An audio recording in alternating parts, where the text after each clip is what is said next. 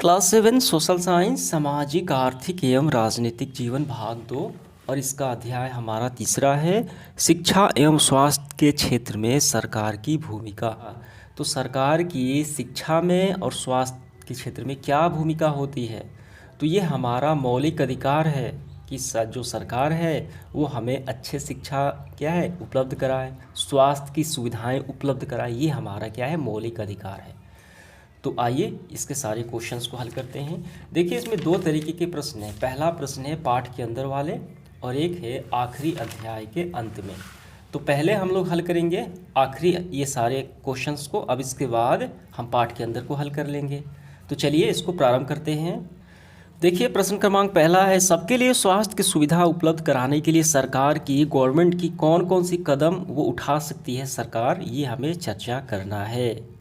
देखिए देश के नागरिकों के स्वास्थ्य के लिए सरकारें क्या कर सकती है। सरकार प्रत्येक गांव में स्वास्थ्य केंद्र, प्रखंड स्तर पर प्राथमिक स्वास्थ्य केंद्र, ठीक है, और जिला स्तर पर अस्पताल का निर्माण करा। सर देखिए ऐसे लिखेंगे, सभी के लिए स्वास्थ्य की सुविधा उपलब्ध कराने के लिए सरकार निम्नलिखित कदम उठा सकती है। पहला है सरकार द्वारा प्रत्येक गाँव में स्वास्थ्य केंद्र की स्थापना होनी चाहिए, ठीक है, ताकि लोग अपने नज़दीकी गांव में ही जाकर अपनी स्वास्थ्य की इलाज करा सके। दूसरा है प्रखंड स्तर पर प्राथमिक स्वास्थ्य केंद्र की स्थापना भी होनी चाहिए।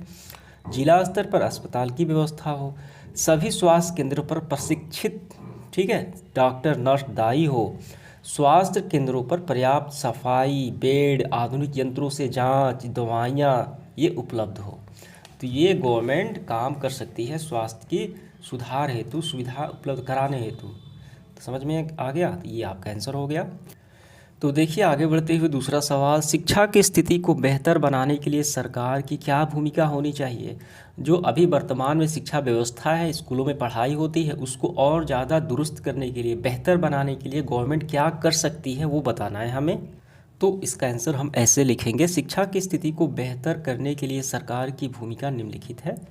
देखिए यानी कर सकती है, सभी सरकारी विद्यालय में पर्याप्त शिक्षकों की उपलब्धता तो पहले सुनिश्चित करे सरकार, ठीक है, उसमें भारी कमी है। दूसरा है सभी शिक्षकों को समय पर वेतन मिले, तभी तो वो पढ़ाने में रुचि लेंगे, दिलचस्पी लेंगे, तथा समय पर विद्यालय आए। अब इसके बाद विद्यालय में संसाधन जैसे बेंच, कुर्सी, भवन सभी का निर्माण हो, पर्याप्त मात्रा में हो। चौथा है बच्चों के लिए समय पर पुस्तक वितरण, पोशाक, मध्याह्न भोजन आदि हो। अगर समय पे कोई बच्चे को पुस्तक नहीं मिलेगा तो परीक्षा में क्या लिखेगा, उसका सिलेबस अधूरा रह जाएगा। तो ये सभी सुनिश्चित होनी चाहिए। और आखिरी है समय समय पर निरीक्षक अधिकारी विद्यालय का निरीक्षण करे तथा गलती होने पर उचित कार्रवाई करे कि शिक्षक समय पे आ रहे हैं कि नहीं, सभी को पुस्तक मिला है कि नहीं, ठीक है, जो योजनाएं हैं वो पूरी हुई है कि नहीं, उसका भी जांच ब्यौरा करना चाहिए अधिकारियों द्वारा। तो ये सारे सरकार के कर्तव्य हो जाते हैं। समझ में आ गया, तो ये आपका आंसर हो गया। अगला सवाल देखिए तीसरा, सर्वे क्यों किया जाता है। इस पाठ में दिए गए सर्वे से क्या समझा आपने। देखिए सर्वे का मुख्य उद्देश्य होता है किसी भी समस्या की स्थिति को विशेष जानकारी के लिए उसका कारण पता लगाने के लिए सर्वे किया जाता है। देखिए इस पाठ में क्या दिया गया है कि बच्चे विद्यालय क्यों नहीं जा रहे हैं, पढ़ाई नहीं कर पा रहे और बीच में छोड़ दे रहे हैं, तो इसका सर्वे यहाँ पे दिया गया है, ठीक है। तो आप पढ़ेंगे तो इसका आंसर हम ऐसे लिखेंगे, पहले आपको लिखना है किसी भी स्थिति के विशेष स्थिति का पता लगाने, विशेष कारण का पता लगाने के लिए सर्वे किया जाता है। इस पाठ में बच्चों के विद्यालय ना जाने का सर्वे है। जैसे ये पूरा पहले लिखना है, ठीक है, जैसे तक हो गया। फिर यहाँ पे जैसे के बाद आपको ये लिखना है ऐसे बच्चे जो कभी स्कूल नहीं गए, ये कौन कौन से कारण हैं जिसके चलते वो कभी स्कूल नहीं गए, पहला हो गया। दूसरा है ऐसे बच्चे जो विद्यालय में पढ़ते थे लेकिन उनके बीच में ही विद्यालय जाना बंद कर दिया, किन कारणों से बच्चे विद्यालय छोड़ दिए वो हमें देखना है। और तीसरा है ऐसे बच्चे जो बाल मजदूर हैं, किन कारणों से बच्चे पढ़ने की उम्र में मजदूरी करने लगे हैं। तो इन कारणों हमें सर्वे में लिखना है। तो उम्मीद करता हूँ ये समझ में आ गया कैसे लिखना है। ये 3 तक ही आपको लिखने हैं। देखिए अगला सवाल हमारा चौथा, एक ही उम्र के बच्चे जो सरकारी स्कूल में पढ़ते हैं, निजी यानी प्राइवेट स्कूल में पढ़ते हैं या अन्य स्कूल में पढ़ते हैं, इससे मदरसा हो गया, उनमें बातचीत करके ये पता करें कि क्या स्कूल में समानता है, क्या अंतर है, ठीक है। तो इसका आंसर हम ऐसे लिखेंगे, प्रश्न के अनुसार सरकारी स्कूल तथा निजी स्कूल या अन्य किसी स्कूल में पढ़ने वाले बच्चों से बातचीत से निष्कर्ष निकाला कि वो निम्नलिखित है। कौन से जो निष्कर्ष निकला तो यहाँ पे बताया गया है। पहला है, सरकारी विद्यालय में अनुशासन की कमी होती है जबकि निजी विद्यालय में ऐसा नहीं होता। जी बिल्कुल सही बात है। सरकारी स्कूल में विद्यालय जैसे तैसे घूमते हैं, ठीक है, किसी यानी वो मनमानी करते हैं, ठीक है, और शोर शराबा करते हैं, उनमें अनुशासन की भारी कमी होती है, ठीक है। निजी स्कूलों में ऐसा बिल्कुल भी नहीं होता। पहला तो हो गया। दूसरा है, सरकारी विद्यालय में भवन की कमी होती है, बेंच की कमी होती है, स्वच्छता, शौचालय, पेयजल आदि की भारी कमी होती है जबकि निजी विद्यालय में ऐसा तो नहीं होता, ठीक है। सरकारी विद्यालय में शिक्षक पढ़ने में कम और पढ़ाने में कम और छुट्टी में ज़्यादा दिलचस्पी लेते हैं। सरकारी विद्यालयों में ऐसी उनकी मेंटलिटी होती है, ठीक है, जबकि निजी में नहीं होता। सरकारी विद्यालय में बच्चे मध्याह्न भोजन मुफ्त में मिलता है जबकि निजी विद्यालय में घर से लाते हैं, अतः बच्चे निजी स्कूल में पढ़ना श्रेष्ठ मानते हैं, ठीक है। तो ये सरकार की ये क्या है, ये फेल होने का ये दिखाता है। तो यही आपको आंसर में कर लेने हैं। तो ये तो हमने अभ्यास के प्रश्न कर लिए। अब आइए पाठ के अंदर जो प्रश्न दिए हैं उसको हम लोग हल करते हैं।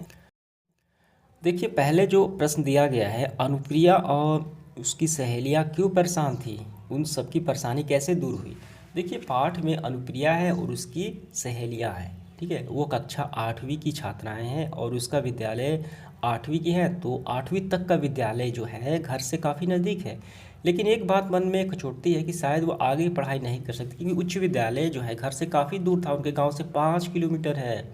विद्यालय दूर होने के कारण लड़कियां पढ़ाई छोड़ देती हैं, कैसे जाएंगी, अपने माता पिता का ख्याल कैसे रखेंगी, ठीक है।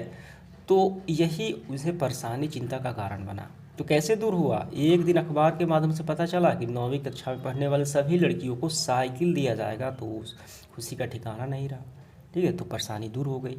तो इसका आंसर हम काफ़ी अच्छे से ऐसे लिखेंगे। देखिए यहाँ पे, अनुप्रिया एवं उसकी सहेलियां कक्षा 8वीं की छात्राएं हैं, आगे की पढ़ाई के लिए उच्च विद्यालय उनके घर से 5 किलोमीटर दूर है, अतः आगे जाने में कठिनाई का सामना करना पड़ेगा।